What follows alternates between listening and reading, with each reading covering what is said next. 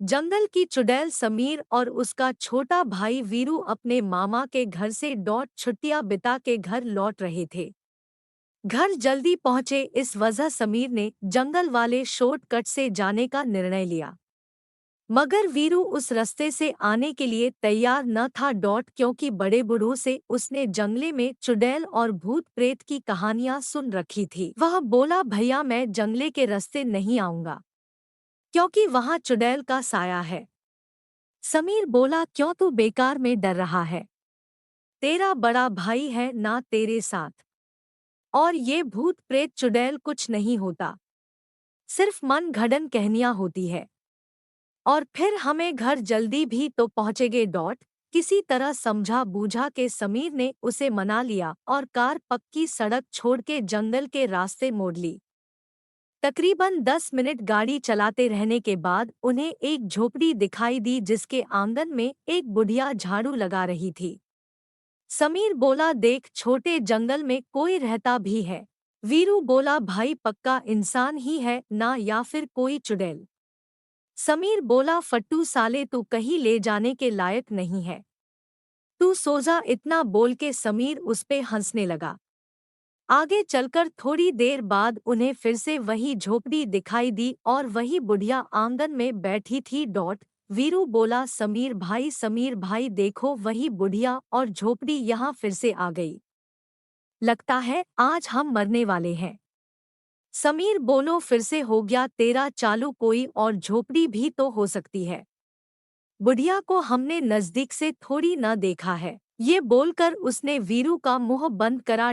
पर थोड़ी देर बाद जब वही झोपड़ी फिर से दिखी और इस बार समीर की भी फट के हाथ में आ चुकी थी।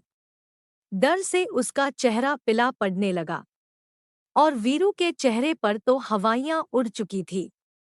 समीर वीरू से बोला, मुझे तेरी घड़ी दे। वीरू रोते रोते बोला, क्यों, मरने से पहले मरे घड़ी लेना चाहते हो क्या? बोला था न जंगले के रास्ते मत चलो। समीर बोला, तू सिर्फ घड़ी दे और रोना बंद कर, बाकी मैं संभलता हूँ। वीरू ने घड़ी निकाल के गुस्से में समीर की ओर फेंक दी। समीर ने घड़ी में टाइम देखा, शाम के 5 बज चुके थे।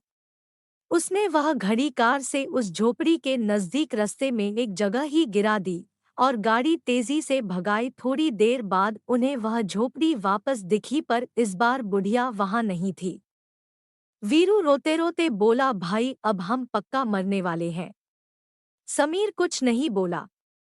झोपड़ी के नजदीक पहुंचकर उसी जगह उसने गाड़ी रोक दी तो उसे वीरू की घड़ी वही पड़ी मिली।